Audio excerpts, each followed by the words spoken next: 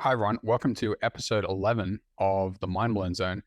This one is called The Weaponized Media. It's going to be a good one. We're talking about that mainstream media. Thanks for being here with me, Brad. How are you? Never better. And how about yourself? Fantastic. It's a great day today. Excellent. Excellent. So we've got a. So I understand that you're going to, take it away, Brad. I was going to say you're gonna lead this one. Yeah, I've got a few thoughts on this subject that I've been mentioning to folks for the past 15 or so odd years. And it's always a fun discussion. But, I kind of wanted to start out with what I'm just calling some novelties here. I think a lot of people are aware of at least some of these, but I just wanted to rattle right through them, just get them out of the way. We go back, we do this on a historic timeline, right? We have the one of the aspects of the Greek goddess Medea, Medea, was that she was the goddess of illusion. So it always struck me as interesting that we have this thing today called the media, and it's really the same, pronounced the same way, just to change it the E and the I. And my contention is that that's precisely what they are trying to do, is sell us on illusions. So a fun little. I was shocked when you told me that. Yeah, I was like, is that true? Like I looked it up. I just went straight to Wikipedia. I looked it up. I was like, media. And I was like, whoa, it's true. Like, what is this, some coincidence or like, maybe not? Right? It's crazy. And so what's my next? So my next example, we jump up into, I think, the 1930s here. We have this movie that was, I think, widely considered the greatest movie ever made, called Citizen Kane, from the infamous Orson Welles. And I don't know, have you ever seen Citizen Kane, Matt? Oh, I've seen it. Okay. I mean, not my cup of tea. Yeah, it certainly isn't a bad movie. I wouldn't say, oh, that was a bad movie, but is it the greatest movie ever? I certainly don't think so. Doesn't even fit into my top 1,000 probably. So, but anyway, there's some reason why this is considered, the greatest ever, which is beyond me. But, it was about the life of, quasi life of a guy named William Randolph Hearst. And for those some people may certainly recognize that name, but he was basically the media mogul magnate of his era, kind of around the turn of the 20th century. And he basically went around and bought up all these big newspapers, centralized. He was doing that on behalf of himself and all his, higher deep state buddies to keep their escapades and misdoings out of the news. That was the purpose, right? So we can see this, as you'll hear me say throughout this podcast, right? Things didn't just start going sideways recently. It's a long standing thing that's been going on for hundreds of years.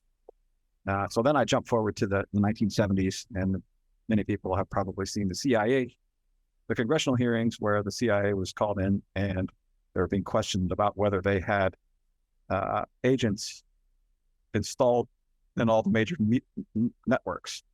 And they admitted they did. And as they got pressed for more and more questions, the CIA director was saying, I think we need to take this into a closed door meeting, Mr. Congressman, Representative. So it never got fully vetted, but there it was. It's for everybody to see. And it's well known now that the CIA it really runs our media, and which has nothing to do with what they're allegedly supposed to be doing on paper, which is managing, foreign affairs, basically, right? Activities in other nations. That doesn't really seem like they should be also running our news desks, and yet they are. Go figure. There's the infamous William Casey meme that's gone around, and this is a verified quote. The woman who heard it and shared it says this is exactly how she heard it. Well, Casey was the CIA director under Ronald Reagan, and their very first meeting in 1981, Casey is overheard telling Ronald Reagan in their first meeting that we'll know our campaign is complete when everything the American people believes is false. What a statement, right? Risking coming pretty close, I would say. Yeah, well, they succeeded, is all I'll say. And that, to me, is an upsetting thing to hear for people. And then we'll talk about it in a minute, what quote unquote everything really means. But that is, I believe, that the CIA did in fact succeed. Of course, we talk about the majority of the American public, not everybody. They got the vast majority. James O'Keefe comment. I love this comment just because, he said this recently, maybe 2 or 3 years ago. He was the former head of Project Veritas. Now I think it's called O'Keefe Media Group, OMG. And we have yet to see what he's going to do with that. But he's obviously revealed done some pretty good exposés over the past 5 or 6 years, for sure. And, he said, his quote is, "The one real difference between the American press and the Soviet state news Pravda was that the Russian people knew they were being lied to." And of course, implying that the American people don't realize they're being lied to, which he's correct. Now, this is May of 2023. So there are a lot more people than ever before that know they're being lied to, but there's still a huge percentage that don't. And that's kind of why I'm doing this podcast today. Do you know what Pravda means in Russian? I don't. The truth. Is that right? Right.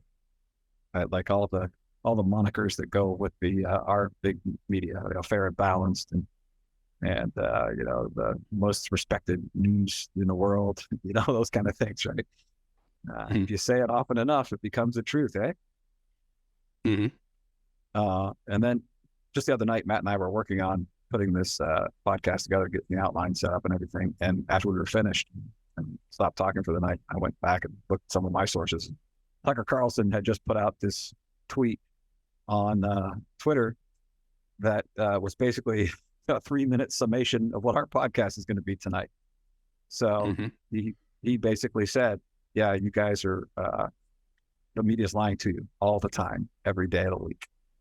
And, that's a shocking thing to hear for a lot of people, I think, right? Is that could be the case. We'll see what he has to say about how much lying he was forced to do. And of course, by lying, we admit that, we're saying that they're not giving you all the truth. That's really what we're talking about here. We're not saying that the actual words that came out of their mouths were lies. It's a lot more subtle than that. I just went and glanced at it right now. It's that tweet, if you could almost believe it, has 125 million views.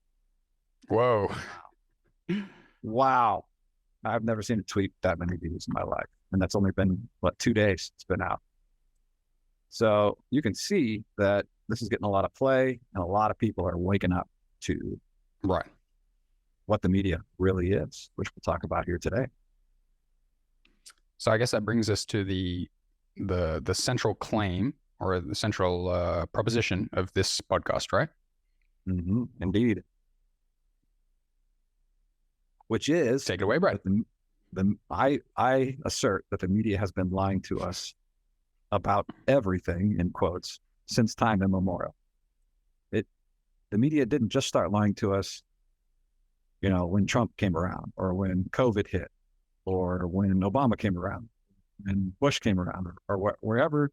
People always have this moment when they see the lies for the first time, and they think that it just started right then, right? Because that's when they first saw it. But the reality is you can go back as far back as you want to go, and they've been lying to us this whole time, which is shocking to hear. And yet I am claiming that that's absolutely true. Now, the reason people are seeing this more and more, I assert, is because the consciousness level, the awareness level of humanity is actually on the rise. And it's easier to see through deception when it's rising. So let's jump to this next idea. What does this everything idea mean? So Tucker gave a little spiel on this in his tweet, where he said, so a man, holds up a bank and robs a bank, and they catch him. And the media says, this is just a speculation at this point. We don't know for sure, blah, blah, blah. What they don't tell you is that the guy's been convicted of robbing 6 banks in the past, for example. So that tends to make him look a little more guilty, right? But if they don't mention that to you, then you would think, well, maybe, let's wait for, a trial before we cast any judgment on the guy. So that was his example. But this is how they do it, right? Is that it's not what the words that they're saying aren't lies. It's what they're not saying what they're withholding, what's called exculpatory evidence, if you will, to use a legal term. So they want the story to go in a certain direction, to have a certain narrative with it. And so they tell the parts of the story they need to tell to shape the viewer's opinion on the subject. Right. That's about it. They're raising up a certain perspective and making that in your central focus, right? Correct. And that goes into the news that they choose too, right? They're not going to choose a story that they can't shape, right? If they can't make it into something that works for them, then they ignore it or spin it, right? But what they aren't going to do, of course, is just come out and lie about it, over the top lie. Right? Anything that they can adjust perspective, spin, and make it work in their favor, then they'll run it. So somehow I don't think that this podcast will make their news. Yeah, we won't be on the news anytime soon. So, a lot of people say, well, if the media was lying, it would be obvious. And it kind of goes back to my point earlier, where it's at some point, it does become obvious to you. And then you can't miss it. But until you see it for the first time, then it isn't obvious, because the words that are coming out of their mouths are true, and they're not telling you blatant, obvious lies, as we suggest. Right. So some people shoot back at me, well, they're lying about the weather and the sports and, the fire that happened, in my city. And of course, they're not lying about any of that stuff, right? So this is part of what they use to build their apparent legitimacy. They do tell you some newsworthy things, like the sports scores, the weather, and the fire that happened, and so forth, right? So, right, seem like a reliable source of information, right? They appear to be legitimate based on those things, but what they really want to do is parlay that into them then telling you about this, that, or the other event happening in the world, and how they want you to think about it. That's more important to them, obviously.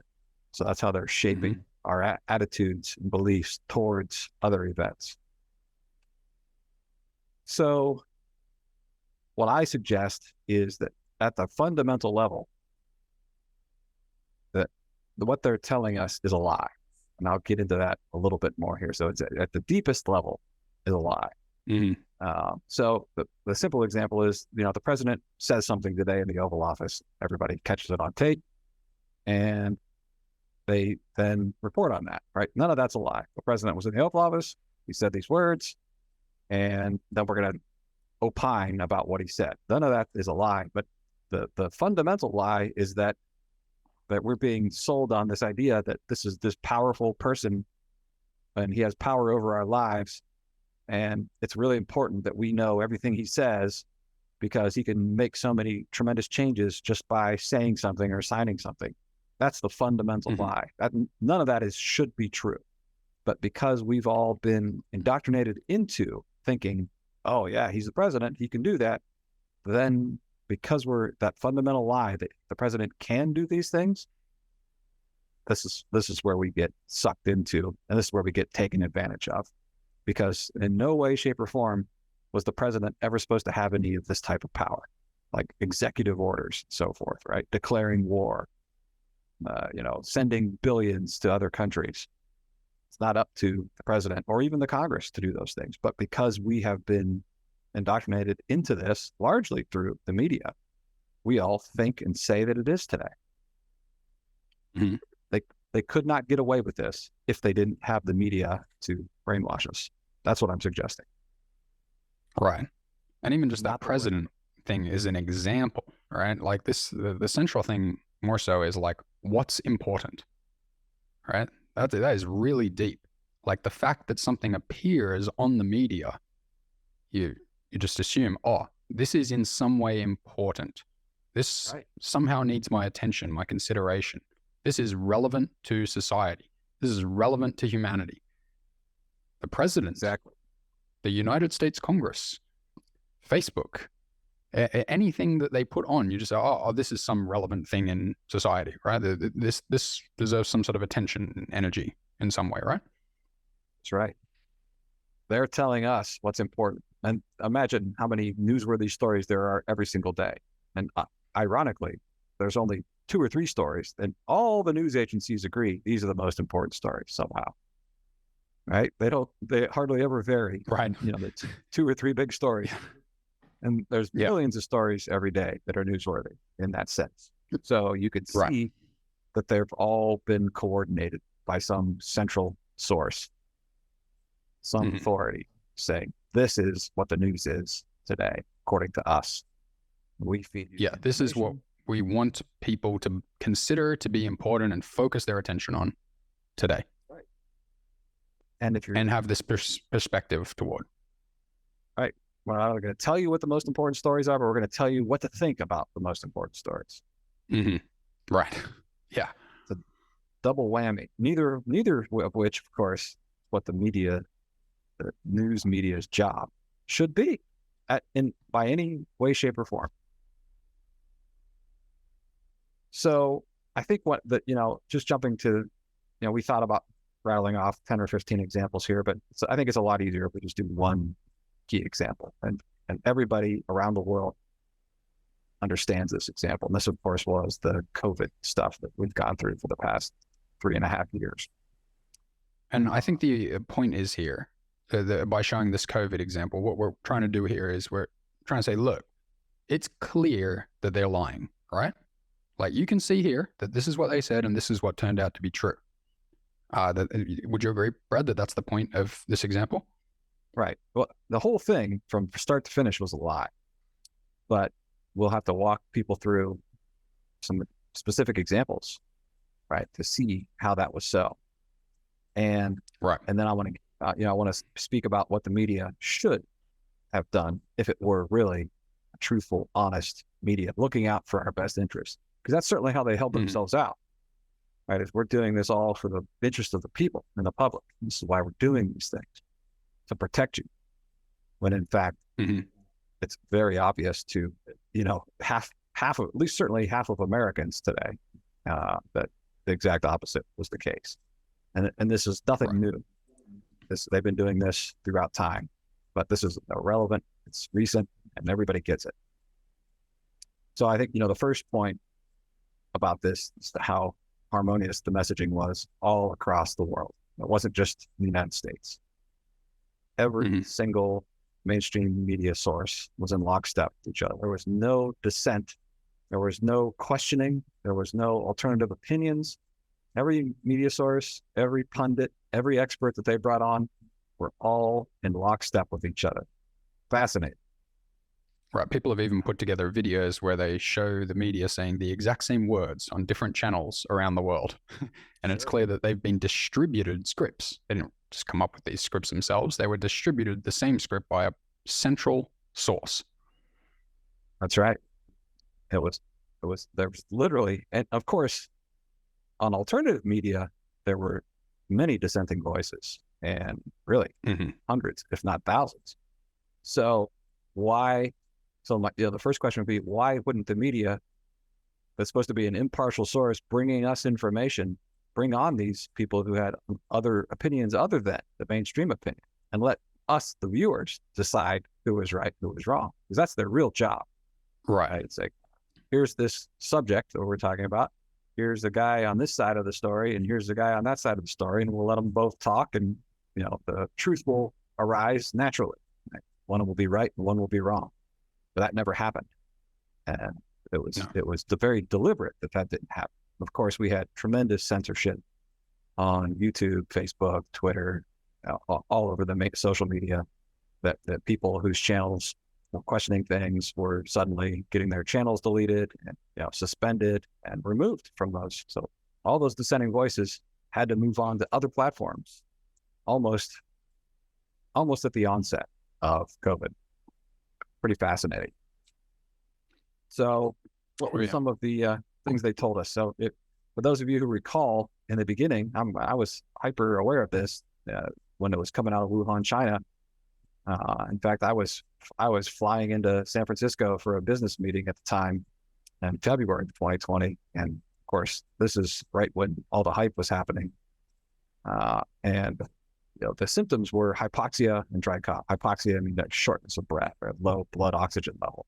Those were the two distinguishing symptoms of COVID that set it apart from your seasonal flu or pneumonia or other, lower respiratory diseases.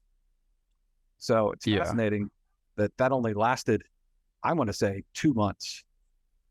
That was all the hype in, when we declared the national emergency in the United States. It was in March and April. This is what they were talking about. Really, it was this hypoxia thing. And that's what got them to break out these ventilators and so forth. Saying people couldn't breathe. But that did not last. The dry cough, if I can mention. I remember there was a clip released of like Boris Johnson coughing. And it was like, this is what the cough of COVID sounds like. That's right. That's right. Right. The wet cough is more the bronchial, the mucus, right?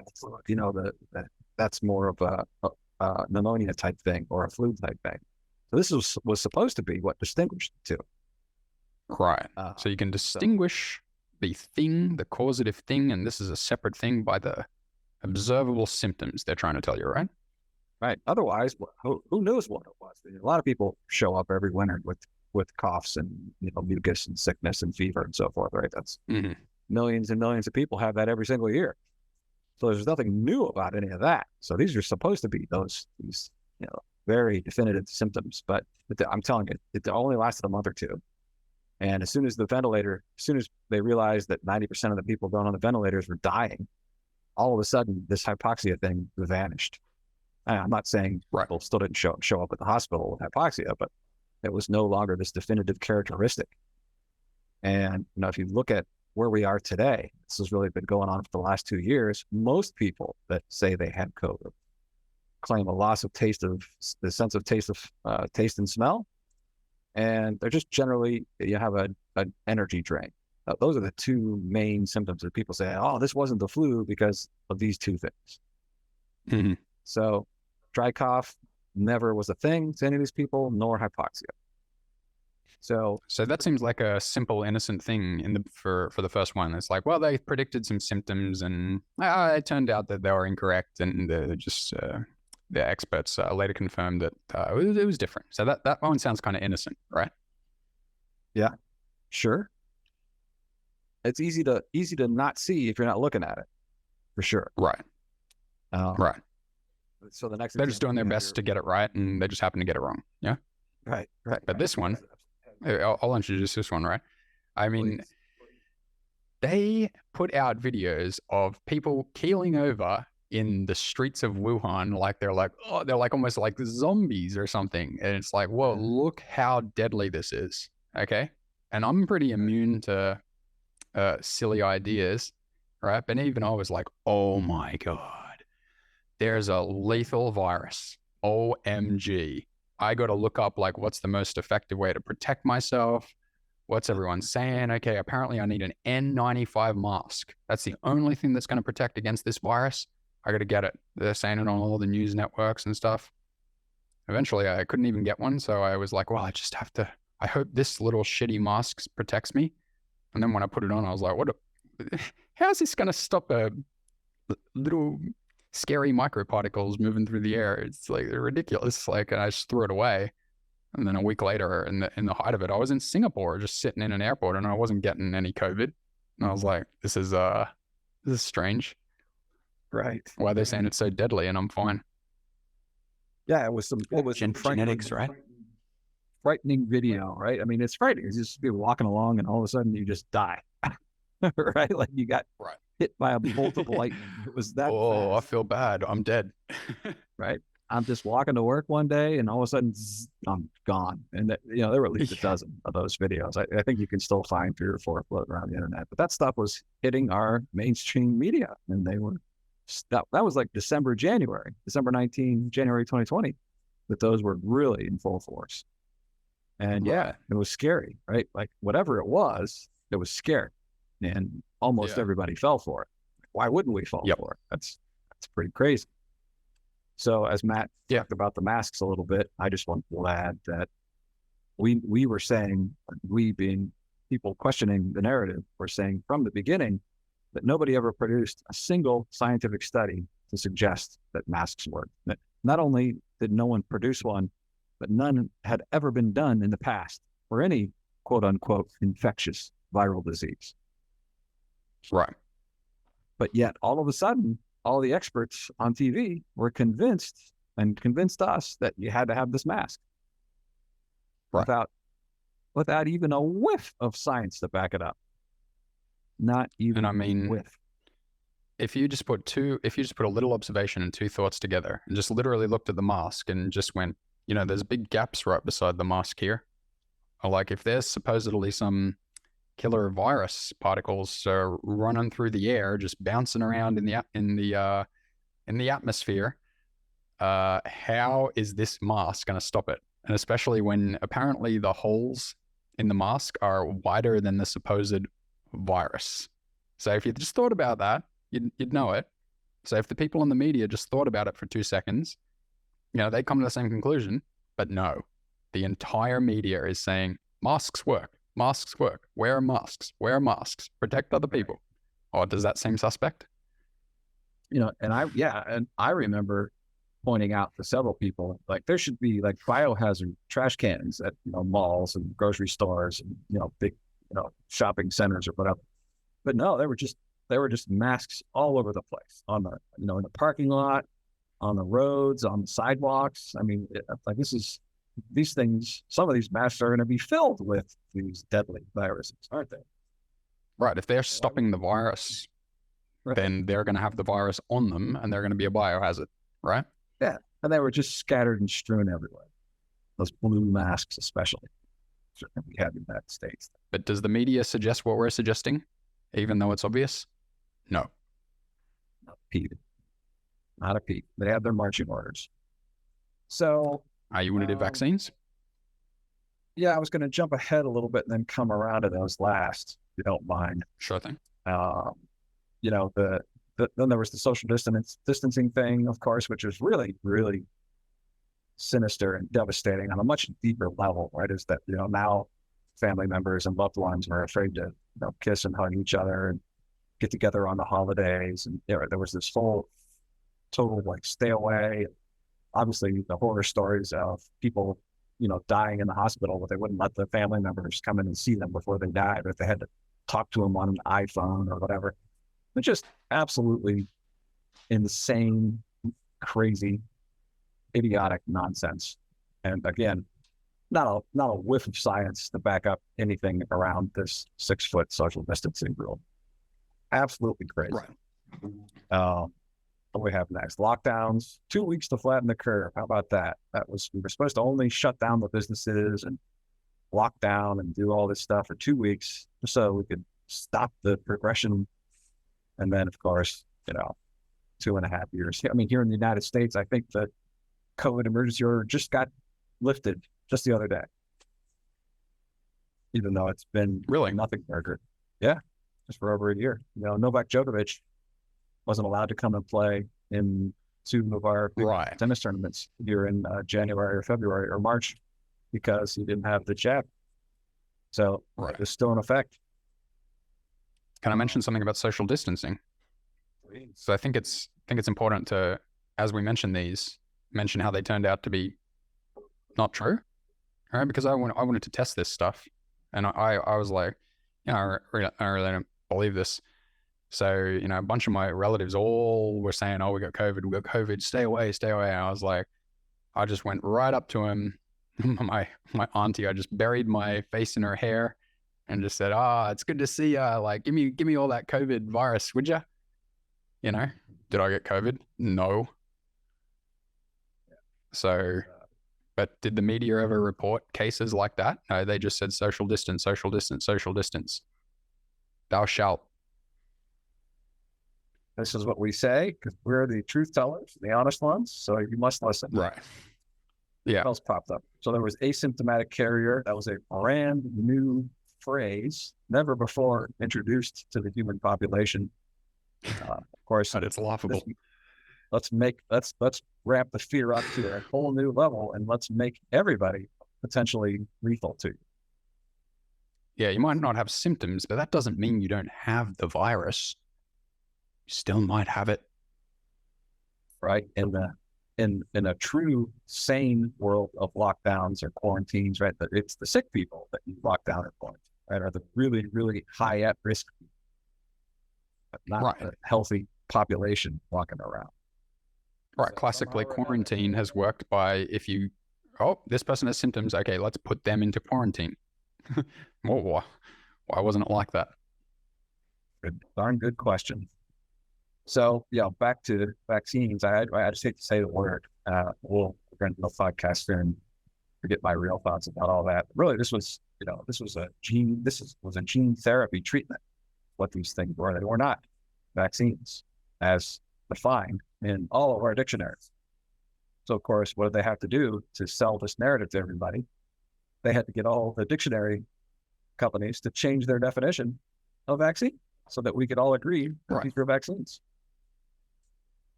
Right. Crazy? And if I can just add some clarity, like, what people classically thought of a vaccine is that, oh yes, we've taken some of the virus. Okay, now we're going to put a little bit of the virus into you, and your immune system is going to learn about the virus and how to fight it. So you'll be ready to fight off the virus if it ever comes to you. And then they just dropped that, and what did they change the definition to? Like anything, any substance injected to stop a virus or something, right? Yeah, basically, anything we jab into your bloodstream to help you stay healthy. I mean, that's basically the definition. So imagine that, changing the definition of a word, getting the dictionaries to change the definition of the word so that the media can go vaccine, vaccine, vaccine. Right. And nowadays, that's super effective because hardly anybody has dictionaries anymore, not myself included. But they just go and just do a quick Google search for the definition, and boom, there it is. You're wrong, Matt. That's what the definition is. It's right here in Webster's. That's painful. Super painful. Well, then we have the classic safe and effective, which they've been using for 150 years, by the way. You can go back to the 1860s, 70s, and 80s, the Jenner toxic nostrum for smallpox, and they were using this exact same phrase, safe and effective for your children. So, yikes. Sometimes things never change, but yeah. So initially, right, few people want to remember this, but initially they said you were 100% protected if you got the vaccine. That was the story. Get the jab, you don't get COVID. And then it changed over a few months because people who got the jab started getting COVID. So then it was, you couldn't transmit it to anybody, 100%. You might get COVID, but you can't transmit it to anybody else. Right. And then it changed to sometimes you can get COVID, but it won't be as bad as other people. Yeah, right. You won't die from it. You'll just get really sick. Right. So eventually it became the only thing that the jab can really do for you is prevent you from dying. Like people who don't get jabbed, which is also a lie, by the way. But that's the shifting narrative, and it just proves without any shadow of a doubt that the entire insane thrust to get jabbed was completely and 100% pointless. And so never heard a word of it from anybody on television, in the main newspapers, on the main media channels. Never a word of this. And then thousands of people saying this before it all got started. Oh yeah. Like I was telling people, you might not want to get that thing. I mean, there's like the big pharma companies, like they're just like brewed up some concoction, man. They're gonna inject it into you. I mean, you don't even know what that is, and you better not do it. Like that's potentially dangerous. And they're like, oh no, it's proven safe and effective. They said it on the media. I mean, how downright evil is that they're telling people something's safe and effective, and they know that people will believe it, and then just go and inject it into their bodies because it's been scientifically proven, apparently, on the media. I mean, yikes. Yeah. The big sell was to protect those around you, right? That was the thing that brought the people who were on the fence around, right? Other than keeping a job and traveling, right? Some of those things brought people around, but it was this, well, I could protect my grandma or my child from getting this by getting it. So that was the ultimate gaslighting that was sold to the people around the world. protect others, be a good citizen, protect your fellow man. So the lure of altruism. Right. I was going quite a bit further. I had figured something else out, which we're going to dedicate a whole podcast to during a few months. But I'm not going to get into that here tonight. So here's the why we discussed all this. I want to get to this, these hearings that were held by a U.S. senator. There's only 100 U.S. senators, and they're very important people. And the media has stressed that for the last 150 years, right? That we need to listen to our senators, and they're important, and they represent the people. Yes. I'm sorry. We had a senator hold hearings, right, in the U.S. Senate, literally invited dissenting voices into the U.S. Senate. Not once, Matt, but twice. I think he did it once in 2021 and once in 2022. So he brought people in who had an alternative story to tell about COVID, about the vaccines, about treatments, right, and on and on. There's a whole day of people. Of course, doctors and lawyers and parents, that had got done the trials and been, their child had been damaged, and that their child, the record of that child being in the study had been removed. Right? They just removed it. Right? So they could say, 9 out of 10 kids react well or whatever. But that's how they do these kinds of things. Right? Just selective stats, right? Selectively removing the inconvenient stuff. But the point is that a sitting senator held hearings in Washington, D.C., and invited the entire global media to attend these congressional hearings, Senate hearings, about another aspect of an alternative narrative to the main COVID narrative. How many intrepid media sources of ours showed up to cover that? Twice. The answer is none. Oh, they didn't show up to film it. They didn't even come and film it at all. Wow. Not at all. None of them showed up. He invited them over and over and over again. Wow. So this is how the media lies to us. This is the biggest way that they lie to us, is that they ignore things that they can't spin or turn to their favor. So we've covered earlier, Brad, on education. We made an interesting point that people have been so disempowered in regards to independent research, that all you have to do for people to not know something that is rationally prudent to know about is just not tell them about it. That's all that it takes for them to not know. So I could give 2,000 more examples just like this one. This is one that everybody's aware of. And it's not important whether you agree or disagree with us about what we think about COVID. The point is that this information should have reached the American people. And if these people were wrong, then they could have brought in their experts to show how they were wrong. But they couldn't do that. They knew they couldn't do that, so they were forced to ignore it. So a better example, right now we have, of course, the House Oversight Committee just released yesterday a whole scathing review on all these bank records of all Biden's son and daughter and brothers, and all these people in the Biden family that have been getting these payments from China and Ukraine, Iraq, and all over the world for 15, 20 years. Suspicious, huge payments that coming into their bank accounts and going through their shell companies and LLCs. And the media, by and large, the media didn't cover it all. They covered a little bit today, just to say that there's no proof that any of this money came back to the president. That's that's the height of absurdity in the media. This should be the biggest story in the world right now, right this minute. It should be the biggest story in the world. Basically, that the president's family has been influence peddling for at least 25 years. That's the short clip on it.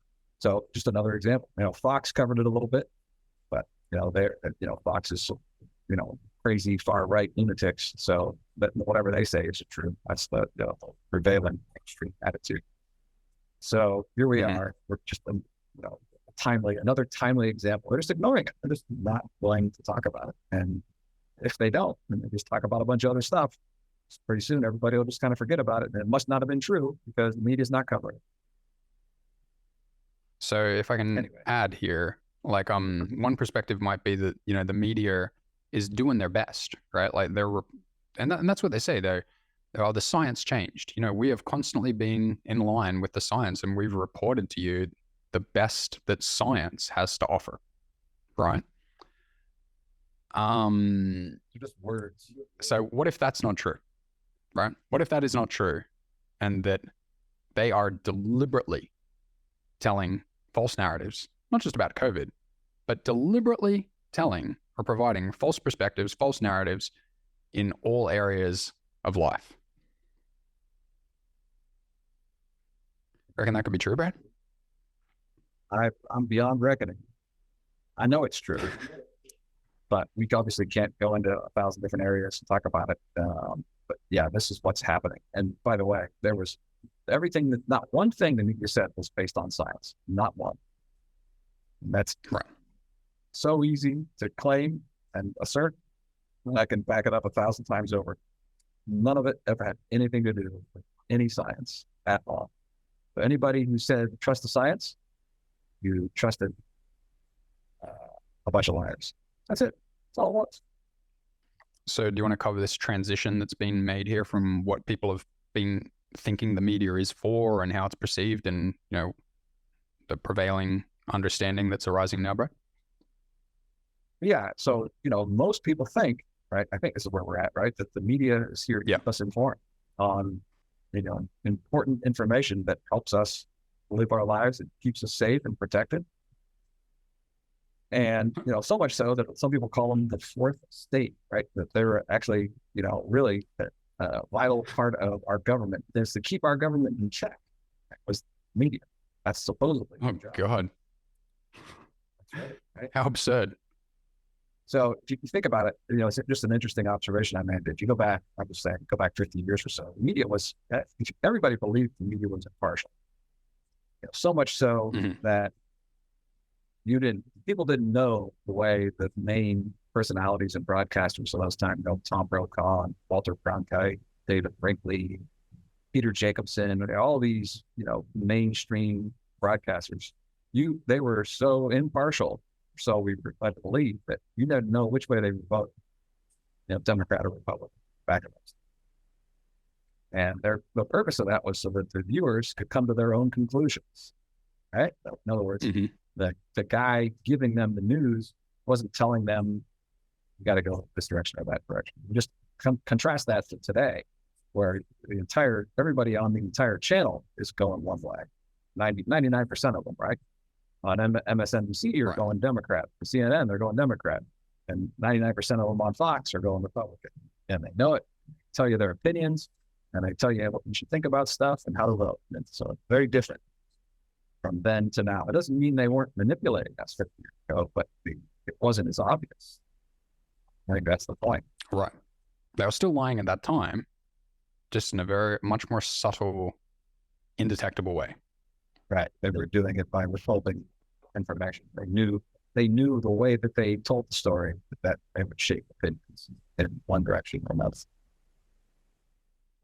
So I think we can get into this next part, right, Brad? Like the big question here would be like, well, but isn't the media supposed to be good? If they're lying, why would they do that? Why would the media lie? Good question. We got 5 reasons that kind of stack and get more intense as they go. They're lying because they are the propaganda arm of the people who control the world. That's why. Oh, okay. You just went all the way. I'm just saying that's it, right? So, you know, at the smaller levels, right, they're directing our focus and our attention towards the subject they want us to be interested in, right? At the basic level, right? And so they're siphoning your attention is your power. Believe it or not, where you put your attention, energy grows. Where your attention goes, energy grows. So they take your attention, they put it on topics they want you to be interested in, right? And once they get your attention, then they sell you their narrative. and their narrative is pitched in such a way that there's no other possibility. This is the way things are because the media says so.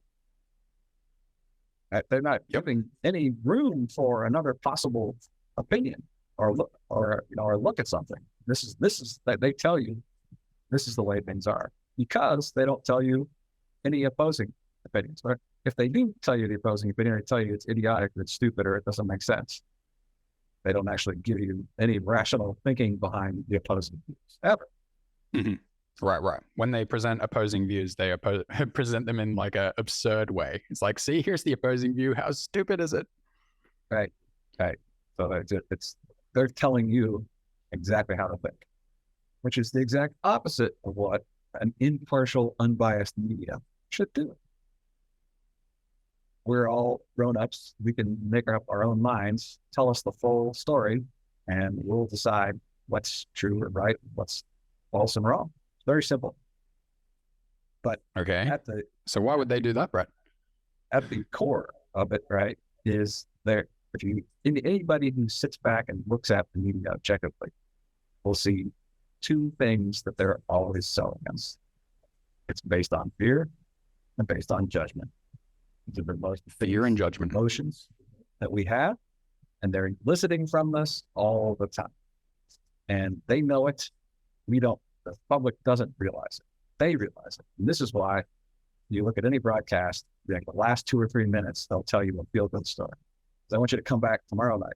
If they left you in these dire feelings of hatred and anger and worry, you might not want to come back the next night. So that's the whole purpose of that cute little piece about firemen, saving the grandma's kitty cat up the tree under, in your local neighborhood. That's the whole point of that piece, is get you to come back to that feel-good story. Right. So really what they're shooting for, right, ultimately, they're trying to create this, trying to keep our lives in strife, chaos, and above and beyond all else, they want us divided.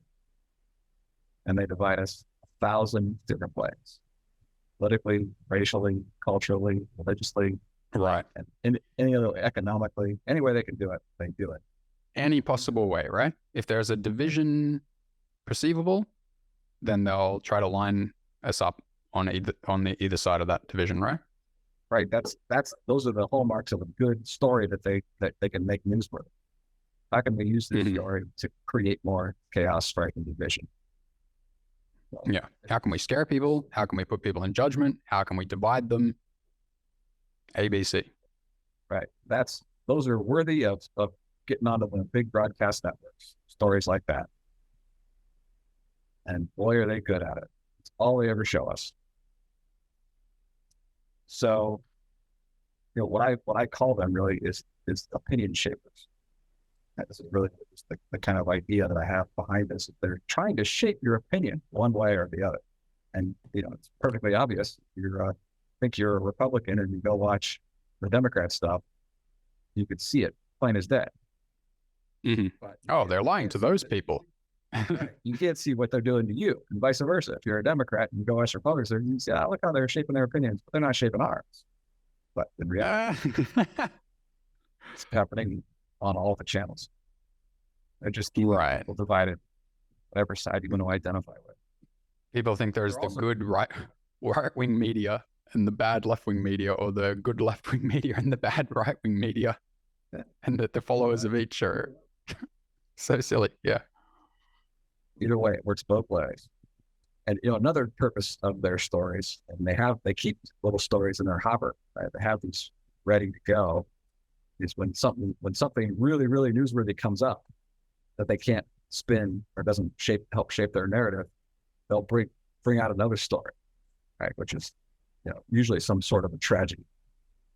And they'll highlight and make a huge deal out of that to keep your attention off of the thing that they couldn't spin.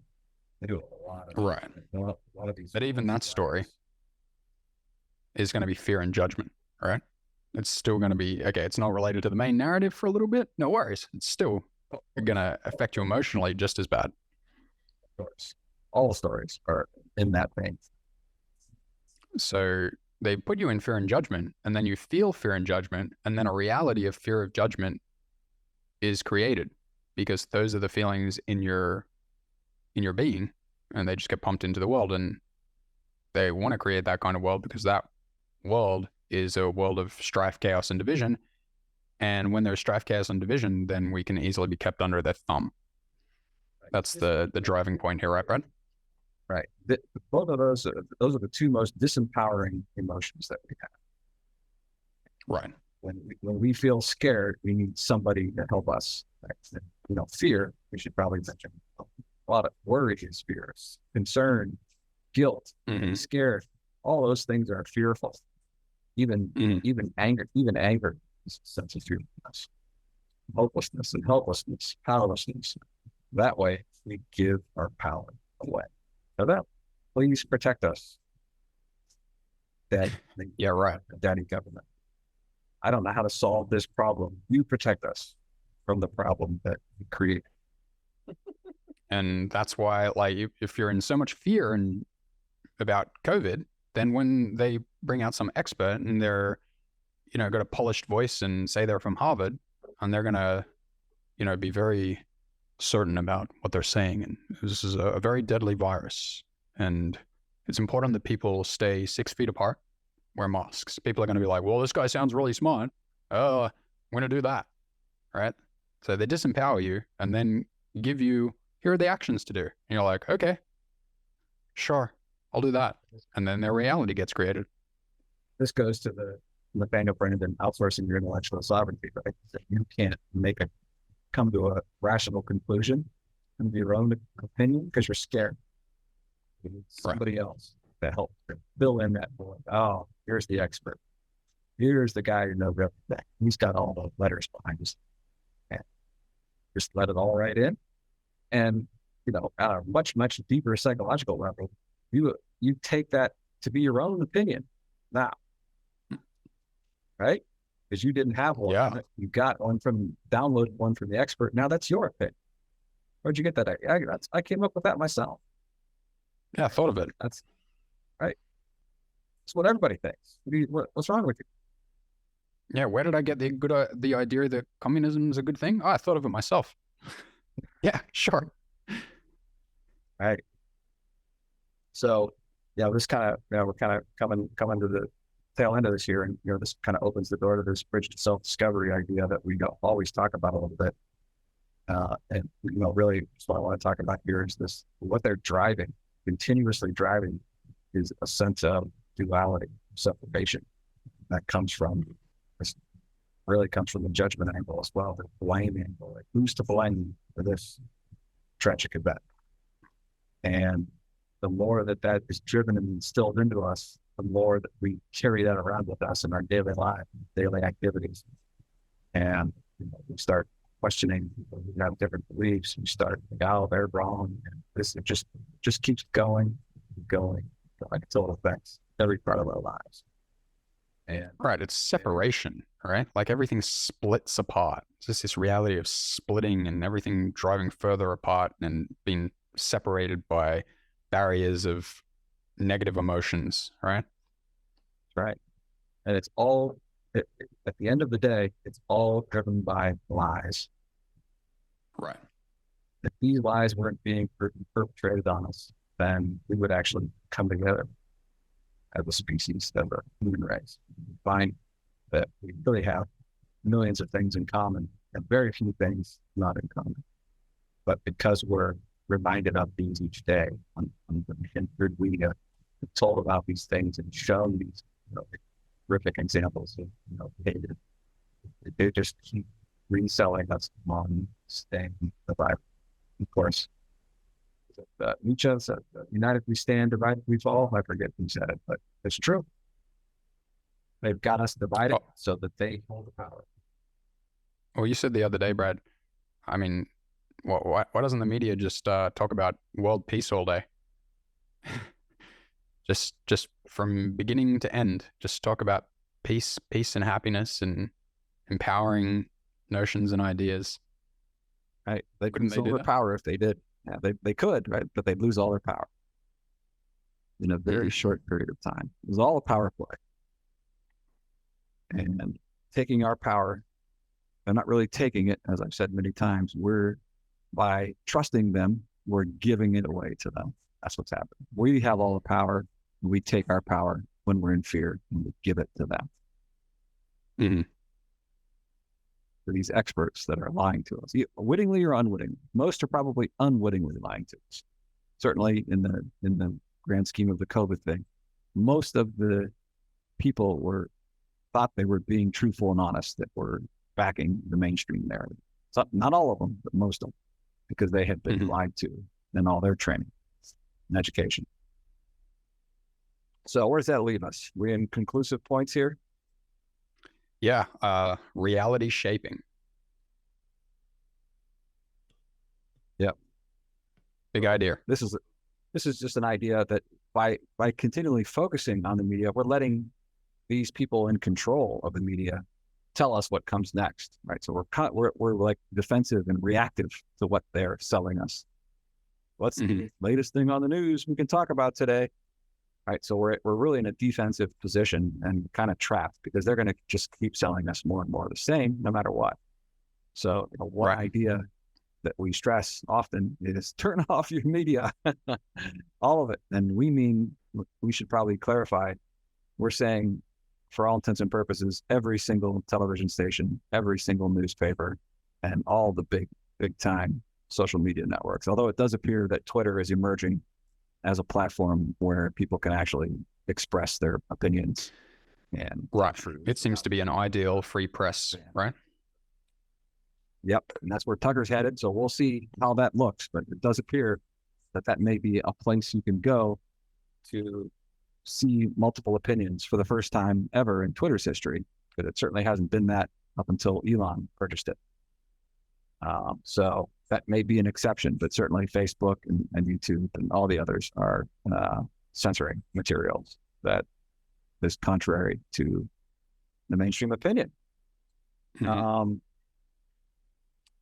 just to me, this is even has a bigger impact if you can come to understand what we're saying and realize what's going on. I think it opens the door to the self-discovery, because no longer are you being told what the truth is, which is almost never the truth, right? Coming from the media. But it opens you up to recognizing some truths that are all around you, right? Your own reality. And you get back in touch with nature. You get back in touch with yourself. And that can have some really marvelous and miraculous results in your life just from turning it off alone. And all of a sudden, that fear and that judgment, that division, that blame, that hatred start to fade away from you. So if people could simply exchange watching the media for going for a walk or a hike or a bike ride or whatever, just switch those two activities, I think a lot of people will see some amazing results in their lives just from doing something as simple as that. What do you think, Matt? I think if people don't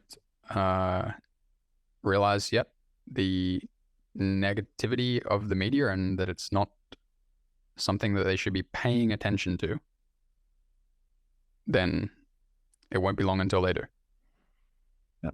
It's one of the most unhealthy activities you can actually perform.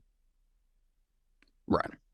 Someday we'll get into what, kind of the psychological effects and, going into alpha waves and how you're easily influenced and on and on and on. So a lot there. We've got a course called Take Your Power Back, which we obviously recommend to our students to not watch the media, and a whole lot more in that course comes along with kind of experiential training on helping to release the fear and the judgment, along with a whole bunch of other amazing techniques that are built into that course. They're super empowering, and you'll see the world will look entirely different to you at the end of that course, for sure. Right. I'll say a few more words. Please. I mean, a lot of the desire to engage with this course, Take Your Power Back, is very much about understanding what your power is, and the idea of disempowerment and the idea of empowerment, right? And I think what we've been talking about recently is that your power is your fundamental ability to create your reality in the way that you see fit for your life, your liberty, your happiness, right? The achievement of that happiness that you feel to be your purpose, right?